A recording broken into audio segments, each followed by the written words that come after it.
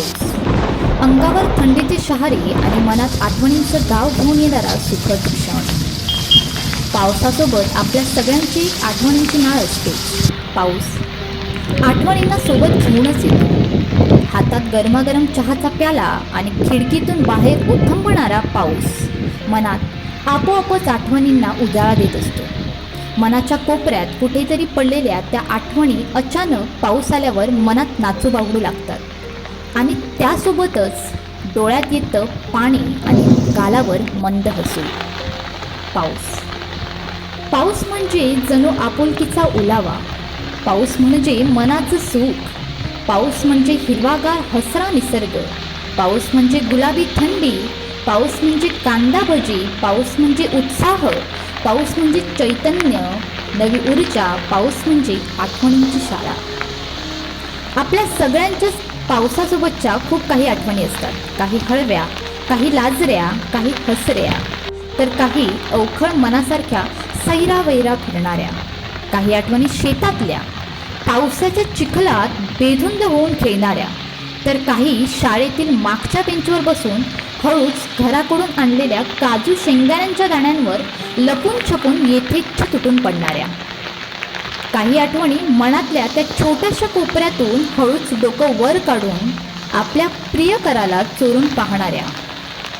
त्याच्या नजरेला नजर भिडली की हळूच खिडकीतून बाहेर डोकावत ओठात आडून येणारं त्या खळीला लपवत आपली चोरी पकडली गेल्यामुळे कावरं होत मनातल्या होणाऱ्या गुदगुल्यांना खिडकीतल्या पावसांच्या सरींसोबत बरसू देणाऱ्या.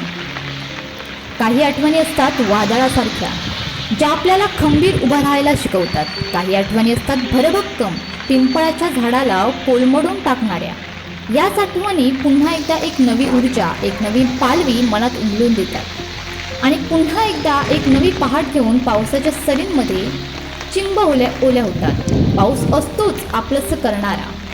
एखाद्या द्वाड पोरासारखा तो अवखळ बेधुंद बरसत राहतो आणि मनाला घेऊन जातो पुन्हा एकदा आठवणींच्या गावी. शाळेतील ती आठवण कायम लक्षात राहणारी. एकच छत्री आणि त्यात दाटीवाट्याने पावसाचं चिंब मारा झेलत जाणारी ती टोळी. शाळेत जाईपर्यंत शाळेचा गणवेश पूर्ण भिजलेला असतो आणि गणवेश ओला आहे म्हणून मिळालेली ती सुट्टी म्हणजे आमच्यासाठी दुग्ध शर्करीचा योग असतो. मग एकदा आपण ज्या दिवशी अभ्यास अपूर्ण असेल त्या दिवशी मुद्दाम पावसात भिजत जायचं आणि मारायची शाळेला अजून एक दांडी. या अशा आठवणी सगळ्यांच्याच आयुष्यात असतात. आपण सगळ्यांनीच अनुभवलेल्या.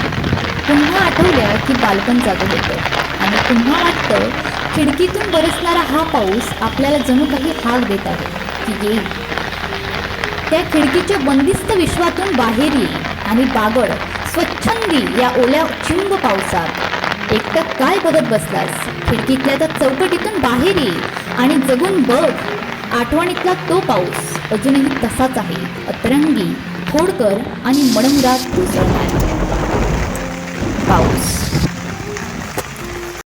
असे नवनवीन व्हिडिओ पाहण्यासाठी कोकणशाहीचं यूट्यूब चॅनल सबस्क्राईब करा व बेल बटन प्रेस करा. तसेच फेसबुक पेज लाईक करा आणि इंस्टाग्राम पेज व ट्विटर पेजला फॉलो करायला विसरू नका.